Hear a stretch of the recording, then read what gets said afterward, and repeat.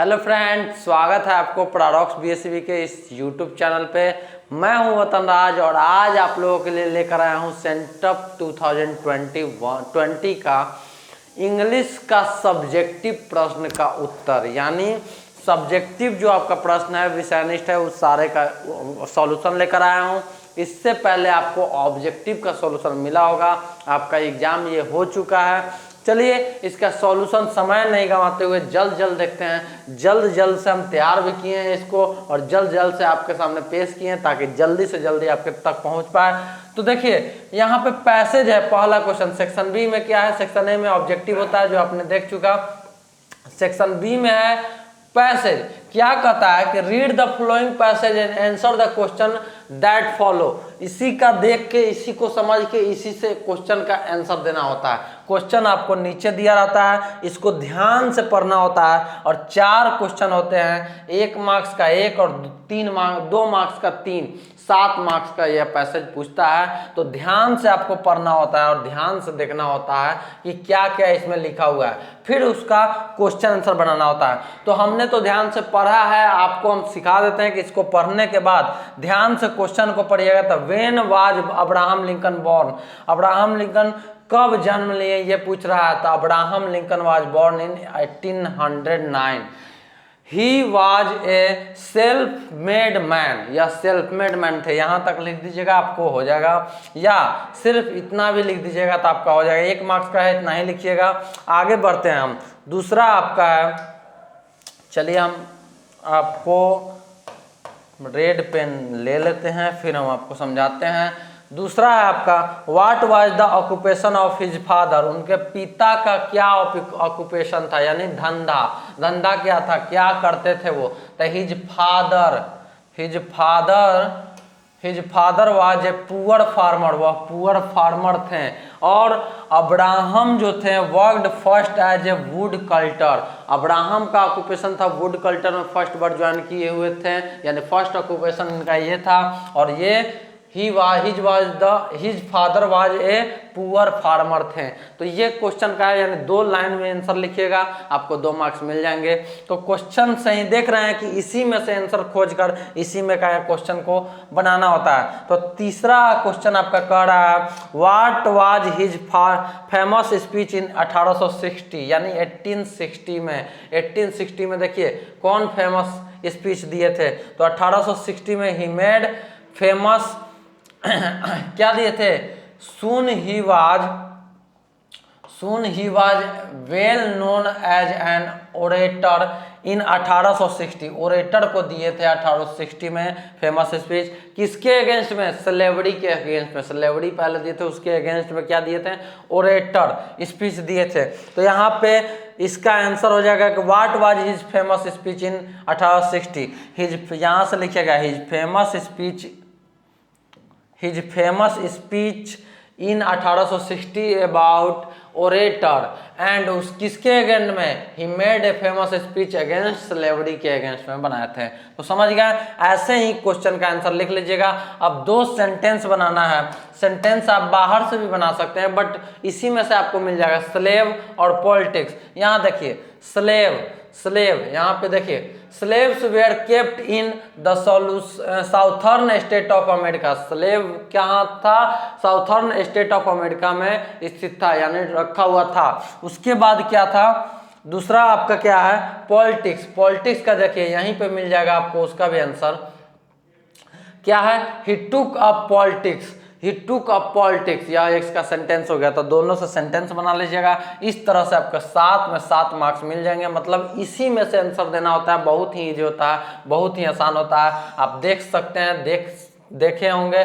और आगे अब देखते हैं, आप मिलाइए कि आपने बना पाया है कि नहीं बना पाया है। तो देखिए नेक्स्ट आपका है कि ये an old man had 4 sons who often quarrelled with one another. एक दूसरे से चारों बेटा उनका क्या था? 4 बेटा था ओल्ड मैन का, और चारों आपस में लड़ता था। इसी तरह से पूरा रीड करेंगे। पहले रीड करने के बाद क्वेश्चन को पढ़ेंगे। How did the 4 sons behave with one another? एक दूसरे से क्या करता था? झगड़ा करता था। क्वाइल्ड, तो क्वाइल्ड वहाँ ऊपर में दिया हुआ है, वहाँ से उठाकर आंसर लिख देंगे। यहाँ से भी लिख सकते हैं 4 sons behave with one another is quarrelled, यहाँ पे क्वाइल्ड यहाँ पे लिख सकते हैं, ठीक है। उसके बाद नेक्स्ट क्वेश्चन आपका कहता है did the pay heed to their father's advice.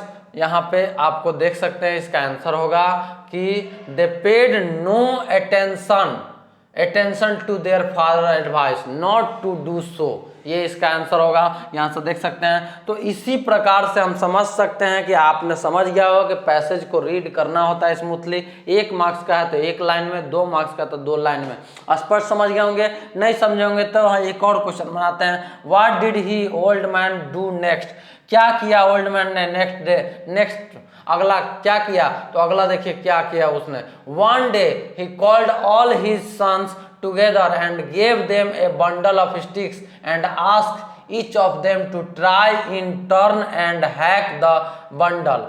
उसको तोड़ने के लिए बोला, बंडल ऑफ स्टिक लाया, छड़ी का बंडल है, उसको तोड़ने के लिए बोला था। नेक्स्ट डे यही बोला था, नेक्स्ट काम उसको यही दिया था। तो यहाँ से यहाँ लिख देंगे, 2 मार्क्स आपको मिल जाएगा। समझ गया, यानी अच्छे से आप समझ पा रहे हैं कि उसको आंसर वहां से वहां उठा कर लिख दीजिएगा, 2 मार्क्स आपको मिल जाएंगे। मेक द सेंटेंस, सब में सेंटेंस बनाने के लिए पूछता है तो बंडल से, तो बंडल से वहां से उठा कर बना दीजिएगा। डिफिकल्टी से, डिफिकल्टी वहां पे कहीं ना कहीं सेंटेंस बना होगा, बना दीजिए, यही है। They would have to face difficulty, they would have to face difficulty, उन लोगों ने बहुत सारा डिफिकल्टी यानी कठिनाइयों को फेस किया, सामना किया। तो ये देख सकते हैं, इसी तरह से बना दिया। आई होप कि आप मेरे बातों को समझे होंगे, पैसेज कैसे बनाना होगा। अधिक जानकारी के लिए और अच्छे से पैसेज को और समझने के लिए अभी टाइम कम है, इसलिए जल्द जल्द बता रहे हैं। आप हमारे ऐप पे विजिट करें, हमारे यूट्यूब चैनल पे हैं आप, और मेरे ऐप पे विजिट करें, ऐप पर जाके डाउनलोड करके देखें। हमारे विशेषज्ञ फैकल्टी द्वारा आपको बढ़िया से बताया गया होगा, एक्सप्लेन किया होगा। ये हो गया आपका कहानी के तौर पे। कहानी जो पैसेज में दिया रहता है वो, अब कविता भी दिया रहता है पैसेज में, वो भी 2 दिया रहता है और वो 6 मार्क्स का होता है। देखिए फर्स्ट कविता ये है यहाँ पे, और इसमें there are no clouds on the moon, इस तरह से कविता बनाकर लिखा हुआ है। इसको पूरा पढ़िएगा, पढ़ेंगे तो आपका समय जाएगा, इसलिए हम नहीं पढ़ेंगे। और इसका क्वेश्चन दिया हुआ है, 1 नंबर का क्वेश्चन है, are there human beings on the moon. यहाँ पे आंसर होगा, देखिए कहाँ गया, हाँ, in there is no water, वहाँ पे वाटर नहीं है, वहाँ पे क्लाउड नहीं है, तो हम लोग को वहाँ पे रहना मुश्किल होगा, इसलिए clouds are made of water, thus there are no plants, no trees and no grass on the moon. इसलिए actually there is nothing living there, यहाँ लिविंग नहीं कर सकते हैं। तो यहाँ से भी उठाकर आप आंसर लिख सकते हैं, या ये भी लिख सकते हैं यहाँ से कि For there are no cloud and in there is no water, so यहाँ पे आकर नीचे देख सकते हैं, so human beings on not living in the moon, human beings जो not living in the moon, यानी ये मून पे हम लोग नहीं रह सकते हैं। क्यों? क्योंकि वहाँ पे क्लाउड्स नहीं है और वाटर नहीं है, ट्री नहीं है, प्लांट्स नहीं है, बहुत कुछ नहीं है। समझ गए होंगे हमारे बातों को। आगे बढ़ते हैं। इसी तरह से वाटर क्लाउड्स मेड ऑफ, क्या बनाते हैं? तो पानी को बनाते हैं। ये आप बना लीजिएगा, वहां से देखे होंगे। What plants can you find on the moon, क्या प्लांट्स फाइंड पाए जाते हैं मून पे, पूछ रहा है। तो नहीं पाए जाते हैं, इसका आंसर लिख दीजिएगा। सेंटेंस बनाना है ग्रास से वहां पे सेंटेंस बना होगा, एयर से बना दीजिएगा। नहीं बना होगा तो अपने में से मन से भी सेंटेंस बहुत बचपन से जान रहे होंगे, बना दीजिएगा। समय नहीं गंवाते हुए हम आगे बढ़ते हैं। दूसरा फिट दिया हुआ है आपका, इसको भी देख सकते हैं। हाँ, उसके बाद सॉरी, वहाँ ये और में दिया हुआ था आपका पोएट्री का, sorry my mistake, my apology. यहाँ पे और में दिया हुआ था आपका क्या, कहानी का ही एक और गद्यांश, यानी ये बनाइए चाहे ये बनाइए, एक दोनों में से कोई एक बनाना होता है। दूसरा भी दिया हुआ था इसी तरह से। और उसके बाद उसका और में ये अशोका वाला दिया हुआ था। तो यहाँ से आप देख सकते हैं अशोका वाला कि क्या है, कैसे है। ये हम आशा करते हैं कि आप पैसेज को, कहानी वाले पैसेज को समझ चुके होंगे जो 7 मार्क्स का पूछता है। अब हम आते हैं कविता वाले पैसेज पे। तो कविता वाले पैसेज में आपको दिखाते हैं, read the given poem carefully and answer the question that follow. Winner winner do you know I love the flu fly pure wild snow winner winter winter you are turning snow into ice winter winter that's not very nice. ये कविता है आपका, इस पे question दिया हुआ है what does speaker love, speaker किससे लव करते हैं? तो यहाँ पे बोल रहा है कि आई love the flu fly pure wild snow, इससे लव करता है। फिर आगे बढ़ते हैं हम लोग इसी तरह से what does winter turn snow into, what winter किसमें टर्न कर जाता है? तो into ice, you are turning snow into ice, winter winter you are turning snow into ice, ये हो जाएगा। या यहाँ से भी लिख सकते हैं कि winter turn snow into ice. यहाँ पे आगे बढ़ते हैं मेक सेंटेंस, यहाँ पे 2-2 मार्क्स का तीनों क्वेश्चन पूछता है, 6 मार्क्स का। मेक सेंटेंस विथ स्नो और टर्न, स्नो से यहाँ बना देंगे हम, स्नो से क्या बना सकते हैं? You are turning snow into ice बन गया सेंटेंस हमारा। उसके बाद टर्न, टर्न से हम बना सकते हैं, टर्न से हम लोग क्या बना सकते हैं? तो टर्न से अपने मन से भी हम लोग बना सकते हैं कि U turn in the left, I have turn in the left यानी हम टर्न कर सकते हैं, मुड़ सकते हैं लेफ्ट में, बाएं तरफ, दाएं तरफ, राइट तरफ। बाइक को हम I drive the bike and turn left, हम बाइक को चला रहे थे और टर्न कर गए लेफ्ट में। तो ये सेंटेंस बन सकता है, बहुत ही ईजी, आप समझ रहे हैं। फिर उसके बाद एक और में दिया होगा और इसका भी आपको बनाना होगा, तो इसका भी आसान है, आप देख सकते हैं बनाए होंगे। मतलब सेंटेंस को अच्छे से पढ़ना होता है और बनाना होता है। 2-2 मार्क्स का ये भी है, यानी स्पष्ट रूप से आप समझ गए कि 2 कहानी का पैसेज देता है और बोलता है कि एक पैसेज को आप बनाइए। उसी तरह से 2 किसका देता है आपको? 2 कहानी का पैसेज देता है। तो यहाँ पे देखिए 7-7 14 मार्क्स का होगा। देखिए यहाँ पे 2 क्वेश्चन दिया हुआ है, एक है आपका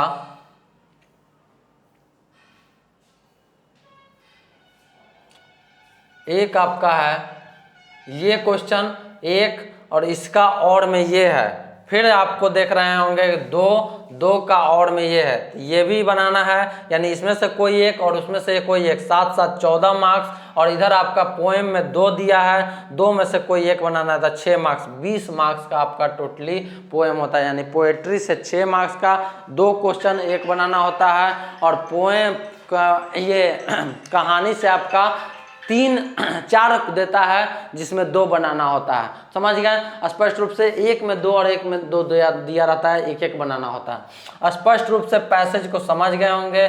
अधिक जानकारी और अधिक तरह से समझने के लिए हमारे ऐप पे विजिट करें, विशेषज्ञ द्वारा समझें, या कमेंट में बताएं, तो फिर से हम लोग इसको अच्छे से जानकारी आपको प्राप्त करवाएंगे। अभी इरिटेशन नहीं हो, इसलिए जल्द हम खत्म कर रहे हैं। सिर्फ हम कंसेप्ट को आपके सामने ग्रैब करवा रहे हैं, और आप ग्रैब कीजिए, समझिए, आगे बढ़िए। देखिए अब आगे आपका answer any 5 of the following question. आपको तो 5 क्वेश्चन का जवाब देना है, बट हम आपके टीचर हैं तो हम आपको सारे क्वेश्चन का आंसर करवाएंगे। तो पहला क्वेश्चन बोल रहा है does writer dislike rapid movement in every field. तो देखिए यहाँ पे हम आंसर बना के लाए हैं जल्दी कि आपको वहाँ पे लिखवाने में टाइम नहीं जाए। तो यहाँ पे देखिए आप डज द राइटर क्या है? Dislike rapid movement in every field. तो क्या होगा? आरसी हचिंसन क्या कहता है? आरसी हचिंसन लेखक हैं, वो कहते हैं says that intelligent test are designed to measure the speed of human mind, they show how fast a man can, so they do not measure all the mental faculties. यानी ये कह रहे हैं किसके बारे में? Rapid movement of every field, यानी mind के बारे में कि माइंड कितना रैपिड मूवमेंट में आपका स्पीड में चलता है। तो ये आप समझ गए होंगे। इसी तरह से आंसर को मिलाते चलिए फटाफट। दूसरा क्वेश्चन आपका कह रहा है what is the gyms advice to mister Williamson. Williams को क्या एडवाइस देती है Jims? When Jims go to mister Williams house, उनके घर पे जाती है Jims, he sees him burning leaves in the backyard, यानी उनको देखती है कि वहां पे क्या होता है, जलते रहता है उनके बैकयार्ड में। He tells him that he should make a compost pile which will be good manure for the garden, यानी what is the gyms advice. तो ये कहती है कि जो बर्निंग हो रहा है, जल रहा है, वो कंपोस्ट, गुड कंपोस्ट होता है, मेक ए कंपोस्ट, कंपोस्ट में बन सकता है जो गुड मैन्योर होगा अपने गार्डन के लिए, ये एडवाइस देती है उनको। तब फिर आगे बढ़ते हैं नेक्स्ट क्वेश्चन में, आप मिलाते जाते होंगे। अधिक जानकारी के लिए आपको संपर्क करना होगा। नेक्स्ट क्वेश्चन पूछता है आपसे, how did the pre Aryans build up a new civilisation, यानी देख रहे हैं थोड़ा बहुत प्रॉब्लम हो रहा है क्योंकि ये पेज पे बनाया गया है जल्दी में और आई से कांटेक्ट नहीं मिल पा रहा है, देख नहीं पा रहा है क्लियर, इसलिए थोड़ा प्रॉब्लम हो रहे होंगे। देखिए, तो आपको आंसर से मतलब है, आंसर को आप सही स्पष्ट देख रहे होंगे कैमरा में, बोर्ड पे, ये डिजिटल स्मार्ट बोर्ड पे, और अच्छे से आपको कैमरा में दिख रहा होगा। तो हम थोड़ा सा फेस कर पा रहे हैं प्रॉब्लम को। तो इस तरह से ये क्वेश्चन कहता है, क्वेश्चन रैंडमली भी होगा, तो आप देख लीजिएगा क्वेश्चन क्या कर रहा है, उसका आंसर वही होगा। आप वहां पे देख लीजिएगा, लाइन बाय लाइन नहीं लाए हैं, क्वेश्चन को रैंडमली भी लिख दिया गया है जो हमारे पीपीटी में कर हैं। The pre Aryans had built up a new civilisation by defeating and displacing some other group of people who lived before them, यानी pre Aryans build up a new civilisation करना चाहता था। तो pre Aryans had build up to a new civilisation by defeating and displacing some other group of people who lived before them, जहां वो पहले रहते थे वहां से उनको प्लेस्ड करना चाहते थे और सिविलाइजेशन अलग बनाना चाहते थे। समझ गए होंगे। आप आगे बढ़ते हैं 4 के सी नंबर पे। सी नंबर क्वेश्चन क्या कहता है देखते हैं हम लोग। When did the Gillu make a twittering sound? Gillu कब ट्विटरिंग साउंड दे रहा था? तो when Gillu become hungry, he would inform the narrator by twittering and produced a sound of चिक चिक चिक चिक, इस तरह से चिक चिक चिक चिक की आवाज साउंड दे रहा था। आफ्टर रिसीविंग सेम बिस्किट्स और काजू, वह जब तक काजू, और उसको काजू से बहुत प्यार था और बिस्किट नहीं मिलता था, तब तक वह चिक चिक चिक चिक ट्विटरिंग साउंड देता है। नैरेटर को, नैरेटर यहाँ पे किसको कहा गया? लेखक को। आप समझ पा रहे होंगे। आई होप कि हम आपको बेहतरीन कंसेप्ट के साथ जो भी हो रहा है हम आपको समझा रहे हैं। इतने बेहतर ढंग से आपको नहीं मिला होगा कहीं पे, देर ही सही, थोड़ा टाइम ही लग जाए, बट बेहतरीन ढंग से मिलना चाहिए। आइए, टाइम भी नहीं ज़्यादा लगाएंगे, हम इरिटेट नहीं करेंगे, जल्द से जल्द हम आपको बताएंगे। Why did Alexander Aris receive the Nobel prize on behalf of his mother? अपने मदर के बिहाफ में कैसे वो अलेक्जेंडर रिसीव करते हैं नोबेल पीस प्राइज को? His mother Aung San Suu Kyi won the Nobel peace prize in the early, यानी जल्द ही 1990s for her efforts to liberate Burma, but at the time she was under house arrest in Burma bore her political efforts. Therefore, her son Alexander, ये थोड़ा सा धुंधलापन है इसलिए थोड़ा problem हो रहा होगा, आपको स्पष्ट दिख रहा होगा। Her son Alexander accepted the prize on her behalf, उनके बिहाफ में उनके अलेक्जेंडर जो उनके बेटे थे उनको मिला। आन सान सू की जो मदर हैं उनके बिहाफ में अलेक्जेंडर को नोबेल प्राइज मिला है। तो ये क्वेश्चन कह रहा है, आप समझ गए होंगे। आगे बढ़ते हैं हम। 4 का F नंबर क्वेश्चन क्या कह रहा है आगे ये, where does the happy man life, happy man life कैसे होता है, कहाँ होता है, ये देखना है। ये क्वेश्चन का आंसर अब देखिए। In this poem the poet wants to describe those virtues which enable a person to lead a happy life, कैसे जीना है हैप्पी लाइफ को।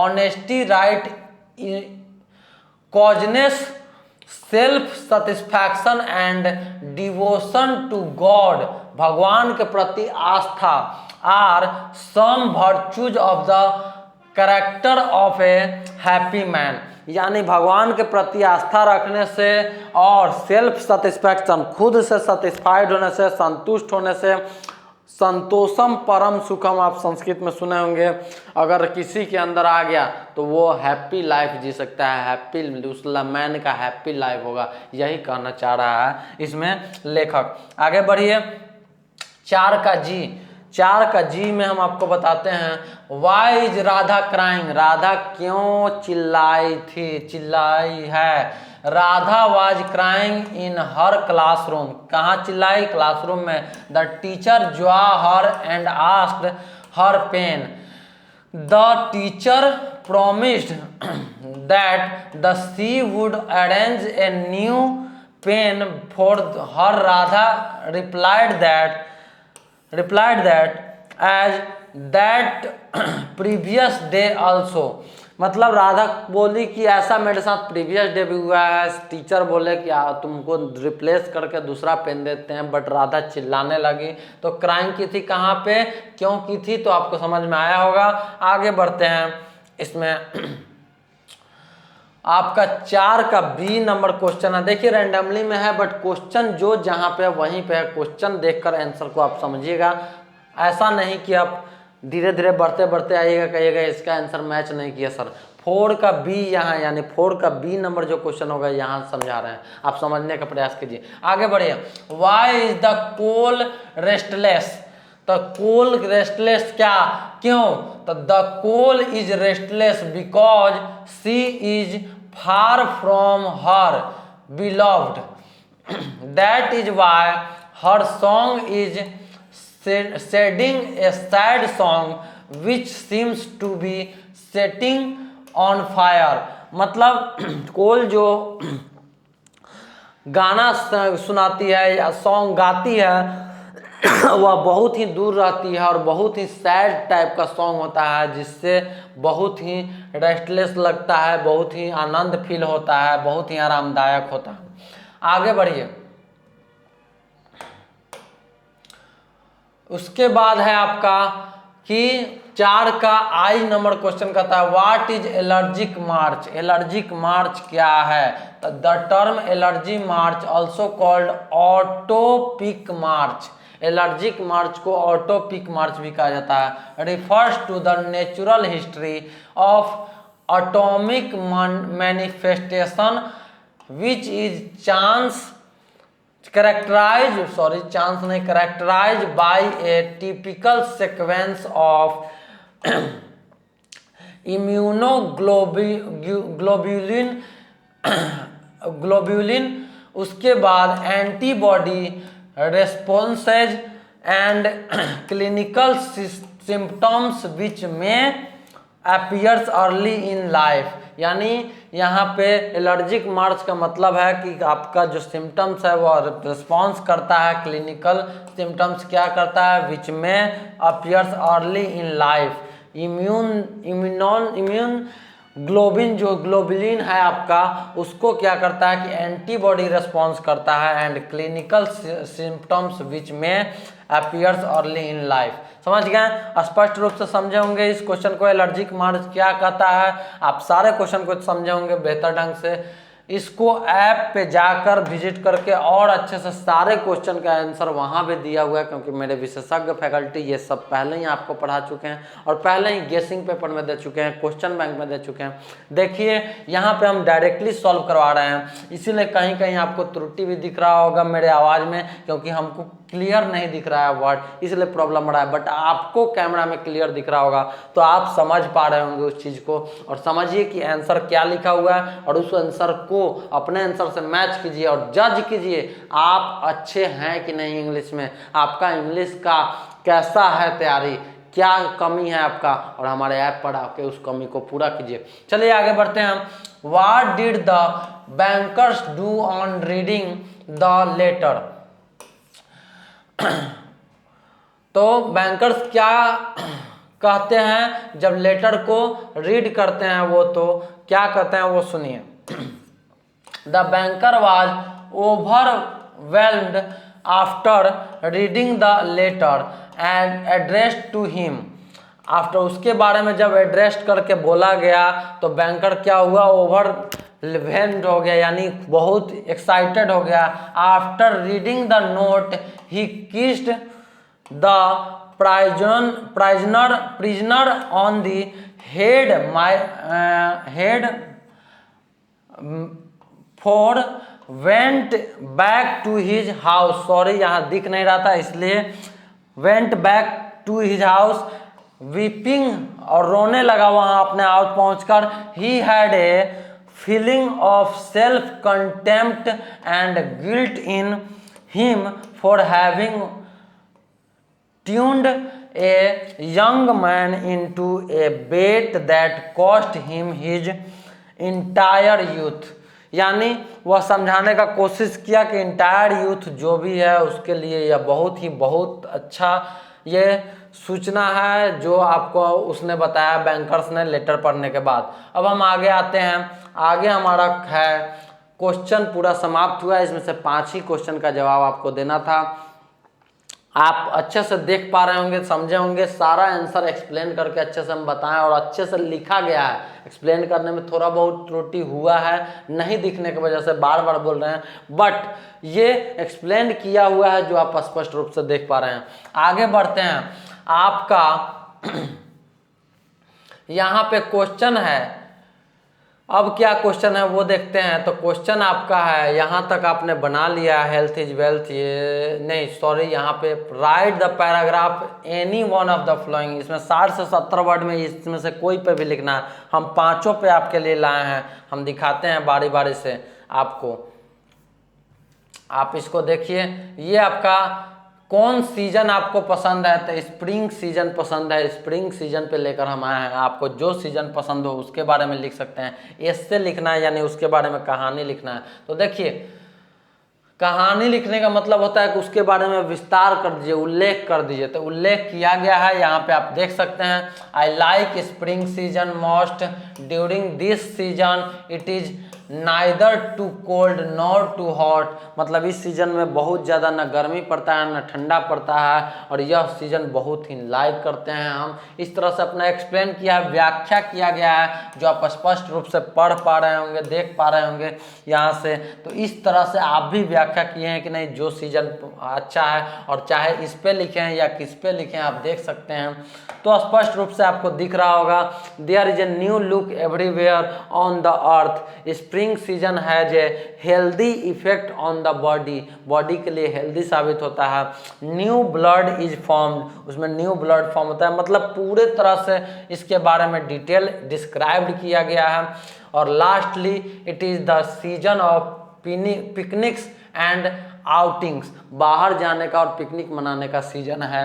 तो ये बहुत ही अच्छे से एक्सप्लेन किया गया है। ये तो हमको लग रहा है 60-70 से ज़्यादा वर्ड में है। इसको और सिंपल बना के अपने लैंग्वेज में और ही जल्दी आप कर सकते हैं और छोटा बनाकर लिख सकते हैं। हमें टाइम बहुत कम था, इसलिए हमने सोचा कि आपके लिए ला दें। इस भी बहुत आसानी से लिखा हुआ लैंग्वेज है जो हम आपके लिए लेकर आए हैं। बहुत ही हल्का हल्का और बहुत ही अच्छा आसान सा लैंग्वेज है, आप समझ सकते हैं। तो इसको देख सकते हैं। नेक्स्ट आपका है स्टूडेंट पे लिखने के लिए, स्टूडेंट लाइफ पे। तो स्टूडेंट लाइफ पे दूसरा हम लाए हैं आपका दूसरा। अगर स्टूडेंट लाइफ पे लाए होंगे, लिखे होंगे तो देख लीजिए यहाँ से। As a student I can say that this is the best time of my life। Student का जो लाइफ होता है सबसे बेस्ट टाइम होता है, क्योंकि स्टूडेंट के लाइफ से निकलने के बाद नौकरी नौकरी नौकरी, नौकरी में लोग फंसा रह जाता है। नौकरी से निकलने के बाद फैमिली फैमिली फैमिली, फैमिली में फंसा रहता है। उसके बाद ज़िंदगी का अंत हो जाता है। तो आपका स्टूडेंट लाइफ ही है जो इंडिपेंडेंट लाइफ है। सिर्फ और सिर्फ पढ़ना है। दुनिया का सबसे सर्वोत्तम काम आपके लिए पढ़ाई है। पढ़ाई अगर कह दीजिएगा, घर वाला भी आपको नहीं रोकेगा। तो उसके बारे में एक्सप्लेन करना है तो आप पूरे अपने स्टूडेंट लाइफ का एक्सप्लेन एक्सप्लेन कर सकते हैं कि हमने ऐसा किया, स्टूडेंट लाइफ बहुत अच्छा होता है, इंडिपेंडेंट रहता है, घर से दूर रहकर आदमी आज़ादी से कुछ काम को कर सकता है। इस तरह से पूरे हम आपको एक डेमो के लिए लेकर आए हैं, आप खुद से लिख सकते हैं। छोटे छोटा हमें आपको दिखाने आए हैं कि देखिए कोई खास क्वेश्चन नहीं पूछते हैं, बहुत ही आसान आसान क्वेश्चन पूछते हैं, और हमारे फैकल्टी के द्वारा अगर पढ़ लीजिएगा तो बहुत ही आसान होगा। तो आप देख पा रहे होंगे, I enjoy every beat of this phase of my life. इस फेज में एवरी बीट एवरी मोमेंट को हम इसने एंजॉय किया, स्टूडेंट लाइफ को एंजॉय किया। Student life is the first step towards achieving something big. सबसे बड़ा अचीवमेंट पाने के लिए स्टूडेंट लाइफ ही है, उसके बाद कोई लाइफ नहीं बचता है अचीवमेंट पाने के लिए। तो आप देख रहे होंगे टाइम अधिक नहीं लगे, इसके लिए हम कंटिन्यू जल्दी जल्दी बता रहे हैं, नहीं तो इसको अच्छे से एक्सप्लेन करते हैं या हम अभी लिख के आपको स्टूडेंट लाइफ के बारे में दिखाते हैं, बट बहुत ही टाइम लग जाएगा। इसको देखिए, समझिए, थोड़ा बहुत हम टाइम दे रहे हैं स्टूडेंट लाइफ के बारे में। इसमें जो जो पॉइंट आपको अच्छा लगे उसको आप अपने माइंड में इस्टेब्लिश कीजिए या सोच लीजिए कि कहानी कैसे बनाना और किस पे लिखें, उससे मिला लीजिए कि ठीक ठाक आपका रहा कि नहीं। ये सब कहानी है, लिटरेचर है, लिटरेचर में ज़्यादा नहीं सोचना चाहिए, जो मन करे वो अपने बारे में लिख देना चाहिए, एक्सप्लेन कर देना चाहिए एक बेहतर वर्ड में। तो लास्ट क्या कह रहा है कि like gratitude, Joy, focus and obedience in them which help them to grow as a good human। मतलब बहुत ही इंजॉय कर सकते हैं, ग्रेटिट्यूड फोकस कर सकते हैं और आज्ञाकारी बन सकते हैं, अपने लाइफ में हेल्प कर सकते हैं दूसरे का, और आगे बढ़कर गुड ह्यूमन लाइफ आप बिता सकते हैं। यही डिस्क्राइब किया गया है। नेक्स्ट आपका डिस्क्राइबेशन है, क्वेश्चन नहीं देखते हैं, डायरेक्ट हमको पता है, हम डायरेक्ट आपको एक्सप्लेन करते जाते हैं। महात्मा गांधी के ऊपर ऐसे लिखना था, तो महात्मा गांधी के ऊपर क्या लिखेंगे ये आपको नहीं लिखना है फ्रेंड्स, ये अलग से कटा नहीं है, आ गया है आपका, कोई बात नहीं। यहाँ से आपको लिखना है कि Mahatma Gandhi is a very famous in India. बहुत ही अच्छा वर्ड लिखा फर्स्ट में, आप भी ऐसे ही लिख सकते हैं अरेंज करके।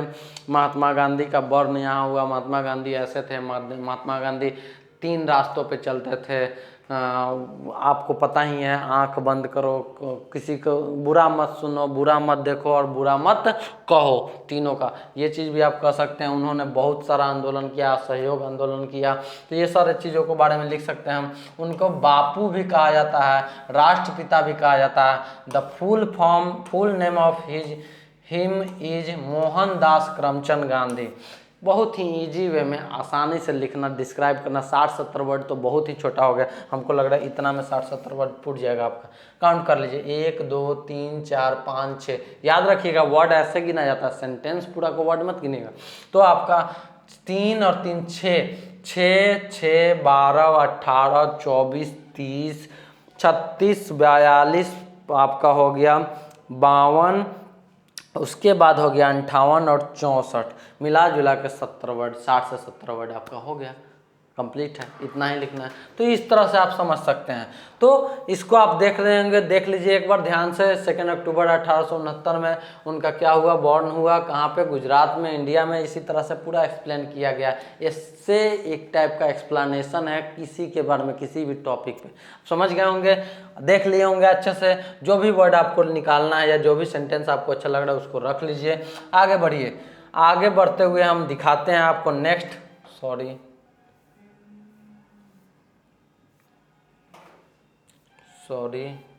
ये देखिए नेक्स्ट। अब आपका आ गया है डिस्क्रिप्शन। क्या आया है डिस्क्रिप्शन कि डिसिप्लिन के बारे में बताना है। तो डिसिप्लिन के बारे में आपको इससे लिखना है। तो डिसिप्लिन अपने माता पिता से आदमी सीखता है, बचपन से लेकर जब तक जिंदा है, जब तक माता पिता का गाइडेंस है तब तक माता पिता सीखता है, अपने शिक्षक से सीखता है। कहाँ कहाँ आपने डिसिप्लिन सीखा, कहाँ कहाँ आपने डिसिप्लिन को तोड़ा है, उस तरह से व्याख्या करते हुए निकलेंगे। तो discipline is a very important in a civilised life. Civilised life, civilian जिंदगी जो हम लोग जीते हैं, सभ्यता वाला, उसमें डिसिप्लिन रहना बहुत ही जरूरी है। Discipline can be defined as control over one's desired and obedient the to codes of behavior। क्या करता है, डिसिप्लिन जो है डिफाइन कर सकते हैं ऐसे कि control over one's desire and obedient to codes of behaviour के कोड को बताता है, आपका कंट्रोल कितना है, आपका ओबीडियंट आज्ञाकारी आप कितना है। इसी तरह से आगे बढ़ते हुए हम आपको दिखाते जा रहे हैं, आप देखते जाइए। इंपॉर्टेंट पॉइंट को नोट डाउन करना है, रोक कर नोट डाउन भी कर सकते हैं। आगे बढ़िए, बहुत ही अच्छे से हम लाए हैं इस चीज़ को और बहुत ही लंबा लेकर आए हैं। कभी 100 वर्ड में पूछ दे तो आप देख सकते हैं, बट 60-70 वर्ड में ही जनरली पूछता है, क्योंकि 5 मार्क्स का है और एक पे ही लिखना होता है। जिस पे आप लिखे होंगे उस पर मिला लीजिए। अब आपका आ गया हेल्थ के बारे में लिखना है। हेल्थ इज वेल्थ, यानी स्वास्थ्य ही हमारा सब कुछ है, स्वास्थ्य ही हमारा धन है। स्वास्थ्य के बारे में लिखना है, हेल्थ इज वेल्थ। तो हेल्थ इज वेल्थ के बारे में ये common and very famous saying that intends to specify how important health is for humans के लिए। कॉमन ये प्रोवर्ब्स कहिए या कॉमन वो सेंटेंस है जो बार बार यूज होता है और स्पेसिफाई करता है importance of health for humans के लिए कितना इम्पोर्टेंट है। Health in context to human means a state of human body which is free from any line illness और इंजरी। किसी भी तरह का बीमारी और किसी भी तरह का कोई भी परेशानी से आप बचने के लिए हेल्थ अगर आपके पास सही है तो कभी बीमारी जल्दी नहीं होगा और कोई भी घायल नहीं हो सकते हैं आप, बहुत ही हेल्दी रहेंगे। हेल्दी रहना स्वास्थ्य के लिए लाभदायक होता है। तो देख सकते हैं इस तरह से good health brings us happiness. Good health रहेगा, स्वास्थ्य अच्छा रहेगा तो आप हैप्पी रहेंगे, खुश रहेंगे, अच्छा रहेंगे। ये आप इस पे लिखे होंगे तो देख सकते हैं प्लेजर एंड वेल बीइंग, मतलब बहुत ही अच्छे आचरण के साथ रहेंगे। दस one should always work towards being healthy and adopt healthy life style. समझ गए होंगे अच्छे से, हम आशा करते हैं कि आप बहुत ही अच्छे ढंग से समझे होंगे। तो इससे आपका समाप्त हुआ। उसके बाद आता है क्या, क्वेश्चन हम बस दिखा देते हैं, उसके बाद आंसर को हम दिखाएंगे। उसके बाद आपका आता है, इससे आपका यही लास्ट था। उसके बाद आता है answer any 3 from 6 to 11 question, यानी 5 क्वेश्चन आपके पास है जिसमें से 6 to 11 यानी 6 क्वेश्चन है जिसमें से 3 का आंसर देना है। क्या क्या आप पूछता है, रिपोर्ट पूछता है, नोटिस पूछता है, मैसेज पूछता है, लेटर पूछता है, एप्लीकेशन पूछता है और एक क्या पूछता है आपसे, तो एप्लीकेशन पूछता है। यानी 6 चीज़ आपसे पूछता है और 6 चीज़ में 3 का जवाब देना होता है। तो आइए, एक बोल रहा है you are Rakesh the captain of your school, अपने स्कूल का आप कैप्टन हैं। राइट एंड नोटिस लिखना है 50 to 60 वर्ड में। Informing the students about teachers day programme to organise in your school. उसके स्कूल में टीचर्स डे प्रोग्राम ऑर्गेनाइज हो रहा है, उसके बारे में राकेश को इन्फॉर्म करना है नोटिस के द्वारा सारे बच्चों को। उसके बाद you are Pramod Kumar of CMS high school. यह प्रमोद कुमार है जो CMS हाई स्कूल भागलपुर के हैं। You have visited a hill station, वह हिल स्टेशन पे कहीं विजिट करते हैं।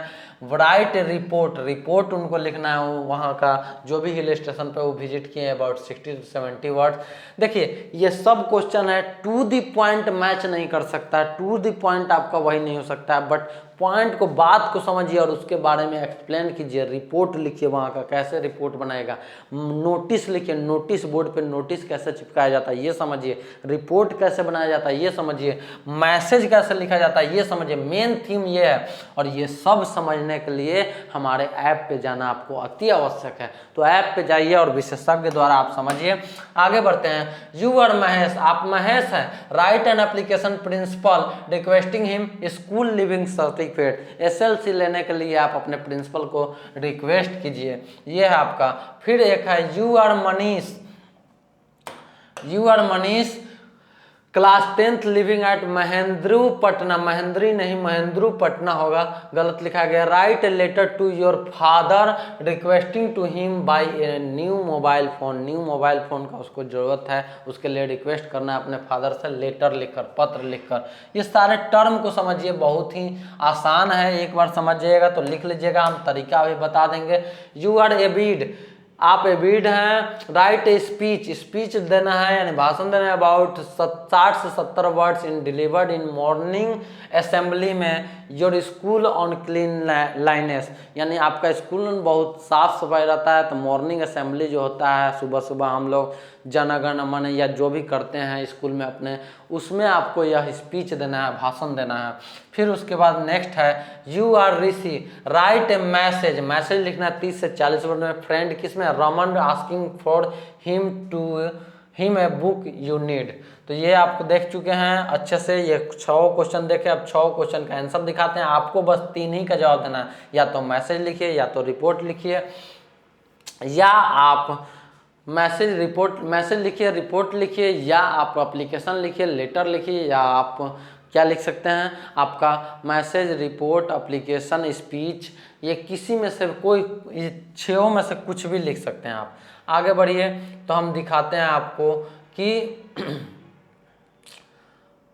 देखिए यहाँ पे क्या कर रहा है कि नोटिस देना है। तो नोटिस देने के लिए पहले यहाँ पे डेट डालिएगा, उसके बाद on the behalf of the captain of the school I would like to inform you all of the our school is going to held a tree plantation. यहाँ पे है, हमने ट्री प्लांटेशन के जगह पे वहाँ पे क्या डाल देंगे, टीचर्स डे ऑर्गेनाइजेशन। समझ में आया, यानी यहाँ पे सिर्फ बदल जाएगा, ये इसी तरह से लिखा जाता है, नोटिस दिया जाता है, यहाँ पे डेट डाल दिया जाता है बस ऊपर में, और उसके बाद नोटिस में आपको जो इन्फॉर्म करना है, आप कौन हैं उसके अकॉर्डिंग आप यहाँ पे पहले अपना दिए कि कौन है, कैप्टन है स्कूल का, और क्या इन्फॉर्मेशन देना चाहते हैं। तो ये ट्री प्लांटेशन के बारे में, प्रोग्राम्स के बारे में बताना चाहता है, हम लोग बताएंगे teachers day organised, teachers day organised, इसके बारे में बताएगा। In your school all students of class 6 onwards, all students of class 6 onwards आपको नोटिस जिसके लिए भी देना है, ऑल स्टूडेंट्स के लिए देना है, तो ऑल स्टूडेंट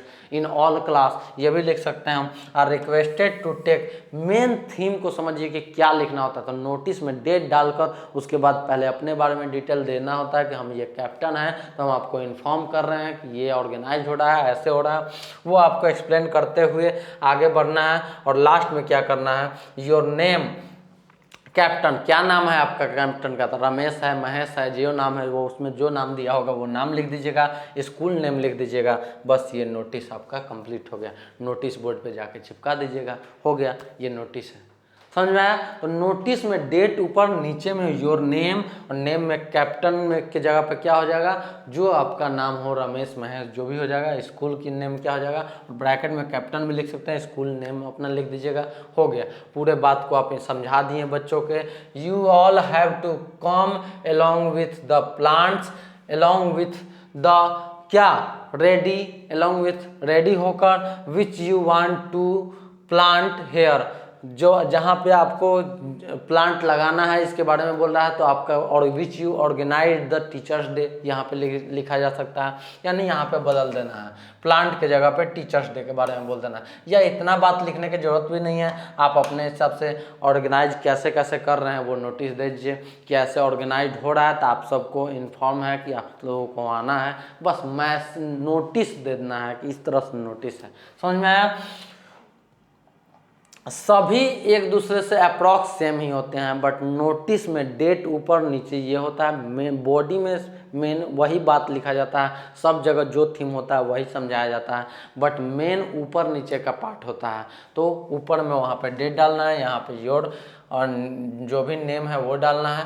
अब हम आगे यहाँ पे दूसरा क्वेश्चन क्या है आपका कि हिल स्टेशन पे जो गया था उसके बारे में रिपोर्ट लिखना था। तो रिपोर्ट के लिए आप कहाँ गए थे वहाँ का नाम, यानी आप जहाँ पे भी गए थे वहाँ का, और कितने दिन डेट यहाँ पे डाल देना है, जो आपको नोटिस में भी बताते हैं। वहाँ पे नोटिस में कहाँ गए थे उसका ज़रूरत नहीं, यहाँ पे कहाँ गए थे उसका ज़रूरत है। Recently I had been to the hill station of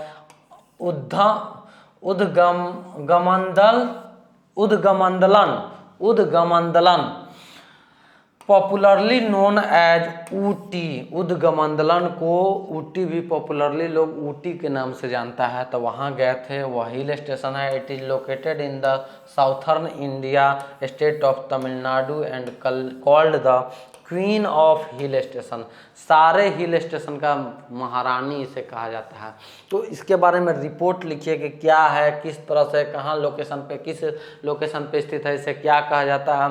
the winding road the Ooty presented breath taking view of the scenery below. Ooty is green with huge trees all around, उसके अराउंड में बहुत सारा ट्रीज है, पेड़ पौधा है, बहुत ही अच्छा सिनेरियो लगता है, बहुत ही अच्छा दृश्य लगता है, देखकर आपको अच्छा होगा। रोज गार्डन है वहाँ पे, 2000 वेराइटीज का रोजेज है वहाँ पे, गवर्नमेंट बोटेनिकल गार्डन है, setup in the 19th century has several rare plants and very old trees वहाँ पे पाया जाता है। तो ये सारे चीज़ों को एक्सप्लेन कर देना है, रिपोर्ट बना देना है कि ये चीज़ पाया जाता है, यहाँ यहाँ स्थित है, ऐसे ऐसे है, ऊपर में डेट वेट डाल देना है। आप समझ गए होंगे इस चीज़ को अच्छे से। तो इसमें ऊपर में डेट और कहाँ पे है ये वो बता देना है, समझ गए कहाँ पे आप गए थे। क्लियर हो गया। तो रिपोर्ट आप समझ गए होंगे। इस तरह से आपको रिपोर्ट के बारे में या नोटिस देना है, जो भी देना है, आपको इन्फॉर्मेशन पहले से पता हो तभी आप रिपोर्ट बना सकते हैं, तभी आप नोटिस बना सकते हैं। मेन बॉडी में सब कुछ अपने हिसाब से लिखाता है, ऊपर नीचे का सिर्फ बदलाव दिया, इसके नीचे कुछ नहीं लिखाता है। फिर हम आगे बढ़ते हैं, एप्लीकेशन लिखना है प्रिंसिपल के पास। तो the principal government boys high school Chamkot करना सब इशूइंग ऑफ डिस्चार्ज सर्टिफिकेट, अपने सर्टिफिकेट को डिस्चार्ज करना चाहता है या निकालना चाहता है, उसके लिए यह लिखा है सब्जेक्ट में। तो यहाँ पे हाइफन देकर भी लिख सकते हैं आप सब्जेक्ट में, ये सब्जेक्ट है, ये कौन स्कूल से पढ़ा है ये बताया है, द प्रिंसिपल के पास लिख रहा है ये बताया है। अब यहाँ पे मेन बॉडी में आया, मेन बॉडी में आपको देखिए क्या क्या बता रहा है। मेन बॉडी में क्या लिखना है, तो पहले ऊपर में क्या लिखना है, टू दी प्रिंसिपल या the principal government boys high school Chamkot करना, ये अपना दे दिया, कहाँ से बोल रहा है, सब्जेक्ट क्या है, तो issuing of discharging certificate, certificate को डिस्चार्ज करवाना है या निकलवाना है।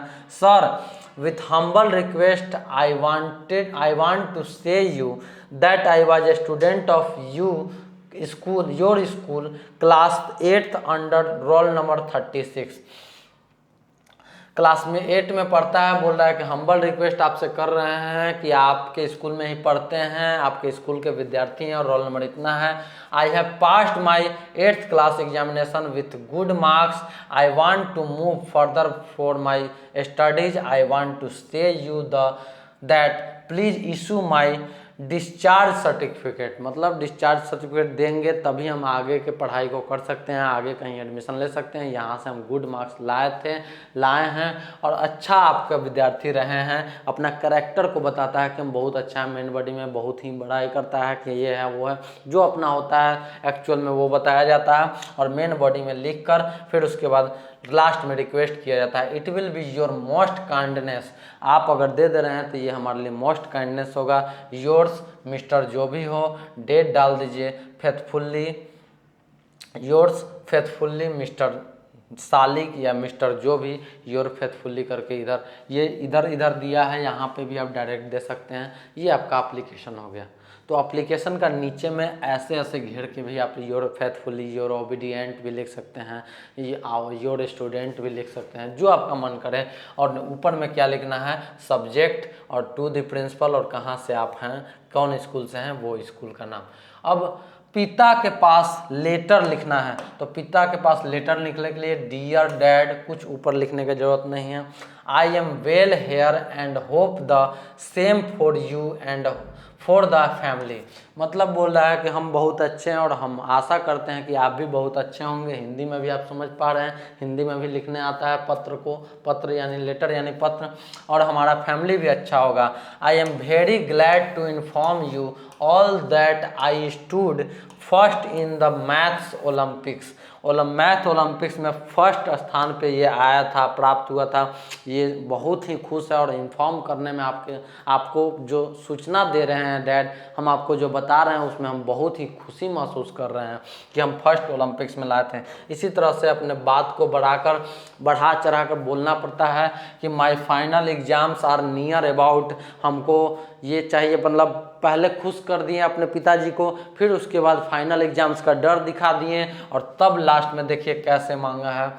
I need some important factors which will help me to increase my knowledge and my confidence as I had told you I am using some online classes for studies. अब online classes पे आ गया कि हमको final exam की तैयारी के लिए ऑनलाइन क्लासेज पे। कहने का मतलब है बच्चों कि ये सारे चीज़ वही इन्फॉर्मेशन देता है जो आपके माइंड में भी चलता है, लेकिन किस तरह से अरेंजिंग करके देता है। लेटर में कैसे लिखना है, ऊपर कुछ लिखना है, नीचे कुछ लिखना है, बीच में क्या लिखना है, बाहर एप्लीकेशन में क्या लिखना है, टीचर को खुश करना है, ये लेटर में क्या लिखना है, भाई बहन माता पिता किसी को खुश करना है तो खुश किए पहले, उसके बाद उनको डरवाएं, और जो चीज़ हमको लेना है, पैसा लेना है तो पैसा ले लिए कि I am using some online classes, उसके बाद I need a new mobile phone. अब हमारे पिताजी कभी नहीं कहेंगे कि बेटा तुम मत लो, क्योंकि हम इस तरह से, तो ये अरेंजिंग का है, उसके उनके माइंड में हम डाल दिए पत्र लिखकर, इसीलिए पत्र बनाया गया लिखने के लिए लेटर, इसीलिए नोटिस, इसीलिए रिपोर्ट, इसीलिए एप्लीकेशन। तो आप समझ गए होंगे। Kindly help me to do so, your lovingly या योर सिंसियरली या योर ओबीडियंटली, कुछ भी लिख सकते हैं। Your good name is here लिख देना है, मतलब अपना गुड नाम यहाँ पे डाल दीजिए। आप समझ गए होंगे आई होप बेहतर ढंग से। अब है आपका क्या, स्पीच। स्पीच देखिए, स्पीच में कुछ नहीं, डायरेक्ट लिखा जाता है, स्पीच में कुछ नहीं, नीचे ऊपर कुछ नहीं। आप लेटर में देखे होंगे कि नीचे उसमें भी डाला जाता है, एप्लीकेशन की तरह ही होता है, थोड़ा बहुत बदलाव होता है, ऊपर में कुछ नहीं डाला होता है, एप्लीकेशन में डालना पड़ता है। और देखिए यहाँ पे जब स्पीच में हम आएंगे तो स्पीच में क्या होगा कि डायरेक्ट पूरे बातों को लिख दीजिए जो आप लिखना चाह रहे हैं, जो आप बोलना चाह रहे हैं, भाषण देना चाह रहे हैं, जिससे सुनने वाला श्रोतागण को अच्छा लगे जो असेंबली में खड़ा है। तो good morning to the sir madam and my friends, यानी वहाँ पे सर भी खड़ा है तो सर को भी गुड मॉर्निंग, मैडम खड़ा है मैडम को भी गुड मॉर्निंग, और फ्रेंड्स भी, यानी तीनों को संबोधित किया, क्योंकि असेंबली चल रहा है तो सब लोग खड़ा होंगे ही। इस तरह से लिखना है। My name is dot dot, यानी माय नेम इज अमुक Kumar, I study in class अमुक, यानी 10th 9th कुछ भी डाल दीजिए। Today I will recite a speech on, हमें आज स्पीच देने वाले हैं, भाषण देने हैं, क्लीन लाइनेस, क्लीन लाइनेस पे, साफ सफाई पे। I have specially selected this topic, हमने स्पेशल सेलेक्ट हुआ इस टॉपिक पे भाषण देने के लिए, because of much importance of it in our daily lifes, हमारे डेली के जीवनचर्या में यह काफ़ी इम्पोर्टेंट रखता है कि साफ़ सफाई बनाए रखें, साफ रखें, स्वच्छ रखें। नरेंद्र मोदी जो हमारे प्रधानमंत्री जी हैं उन्होंने भी निकाला कि स्वस्थ रहें, स्वच्छता अभियान निकाला, स्वच्छता अभियान में साफ़ सफाई का, तो साफ़ सफाई बहुत ही ज़रूरी है। तो उसके बारे में स्पीच जो उनको लगा कि ये बताना है वैसे ही बताते हुए चले गए, मतलब अपने जो भी क्लीन साफ़ सफाई से लेके अच्छा करना है कि हाँ कैसे डराना है, कैसे सही बात है कि the most important purpose of maintaining cleanliness is to get health, health के लिए, शरीर के लिए ये डराया गया है यहाँ पे। सही बात है, अगर स्वस्थ रहना है आपको तो स्वच्छ भी होना जरूरी है, स्वस्थ रहने के लिए स्वच्छ होना जरूरी है। उसके बाद ब्यूटी, सुंदर भी दिखे दृश्य, जैसे हम हिल पे अभी बात कर रहे थे, तो हिल सुंदर क्यों दिख रहे हो, क्योंकि वहाँ स्वच्छ रखा जाता है, वहाँ पेड़ पौधे को सजाया जाता है, वहाँ खुद स्वच्छता से भरपूर रहता है, इसलिए वो सुंदर दिखता है। फिर उसके बाद remove offensive odour as well as avoid the spread of dirt and contaminants, यानी जो भी कचरे हैं, जो भी डर्ट्स हैं, धूल हैं, उन सबको बाहर निकाला जाए, अवॉइड किया जाए। We clean our teeth clothes, यानी अपने शरीर को भी साफ रखना जरूरी है, जैसे डेली का डेली नहाना, अपने मुंह को धोना, अपने माइंड मस्तिष्क को फ्रेश करना, सभी दिनचर्या का जो भी काम है सारे कामों को पूरा करना, यह भी आपका साफ सफाई में ही आता है। यानी खुद को साफ रखना तब दूसरे को साफ रखना, ये भी जरूरी है। तो ये सब है, यही है इसका स्पीच का मतलब है, यानी भाषण देने का मतलब है कि हम आपको क्या किए, हम आपको जानकारी दी, हम आपको सूचना दी, हम आपको बताएं, भाषण में आपको ऐसा फील करवाएं कि आप भी क्लीन रहिए, आप भी क्लीन होने की कोशिश कीजिए, नहीं तो ये हो सकता है आपके साथ। तो ये आप समझ गए होंगे। अब लास्टली हमको लग रहा है एक और होगा आपका, वो है आपका मैसेज। मैसेज लिखना है किसके पास, तो फ्रेंड के पास। ऋषि लिख रहा है रोशन के पास, hey Roshan this is Rishi, how are you. Roshan, hey Roshan this is Rishi, यह ऋषि है, हाउ आर यू कैसे हो तुम। आई एम फाइन हेयर, मैं यहाँ ठीक हूँ। उसके बाद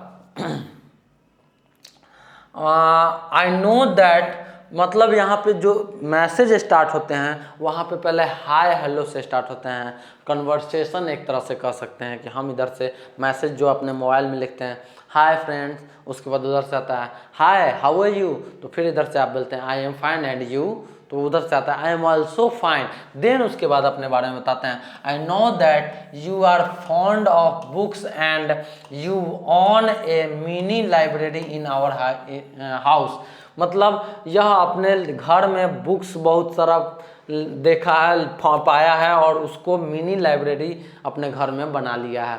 अपने बारे में डिटेल बता रहा है, जैसे हम लोग मैसेज करते हैं, अभी तो बहुत तरह के मैसेज होते हैं, अपने गर्लफ्रेंड के पास भी बहुत लोग मैसेज करते होंगे और सारे चीज़ों के पास। बस ये गलत नेचर नहीं रखना चाहिए। सही फ्रेंड का मतलब होता है कि फ्रेंडशिप हो और उसका कुछ यूज नहीं। और उसके बाद सभी जगह पे मैसेज आप करते होंगे अपने माँ पापा, किसी से भी बात करना हो व्हाट्सअप मैसेज से, फेसबुक मैसेज से, मैसेंजर से, आप टेक्स्ट मैसेज से, सारे जगह पे मैसेज करके आप बात करते होंगे। तो आपको तो पता होगा जो भी आपको बात मन में आता है बोलते जाते हैं, बात करते जाते हैं, यानी कन्वर्सेशन को बढ़ाते जाना, यही इसका मतलब है मैसेज का। मेन स्टार्टिंग में hey hello hi how are you यही सब होता है। उसके बाद I got vacation now, so I wanted to spend time with exploring many books. I thought that you are a nice person to share a book with me. Would you like to share me some of your books so that I could get benefited. यानी हमें बहुत ही अच्छा लगेगा अगर तुम हमारे साथ बुक शेयर करोगे। तो तुम्हारे पास लाइब्रेरी है, बुक का मिनी लाइब्रेरी है, वहाँ से कुछ बुक हमें भी शेयर करो।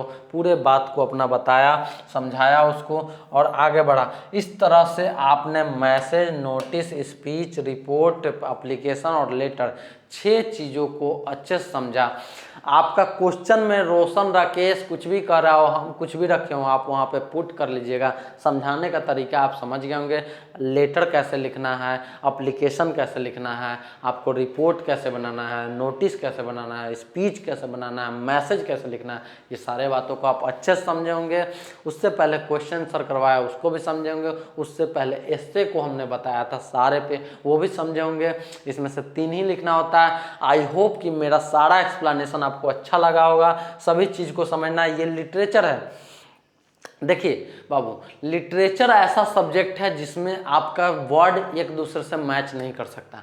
आप अपना थॉट से कुछ और लिख सकते हैं, वो अपना थॉट से कुछ और लिखता है, बट स्ट्रक्चर सेम हो सकते हैं। यानी हम मेन बॉडी में क्या लिखेंगे, ऊपर में क्या लिखेंगे, नीचे में क्या लिखेंगे, ये सेम होना चाहिए। मेन बॉडी में मेरा वर्ड अलग रहेंगे, लेकिन मेन बॉडी कहाँ पे होना चाहिए, स्ट्रक्चर्ड वे में, वो सेम होना चाहिए।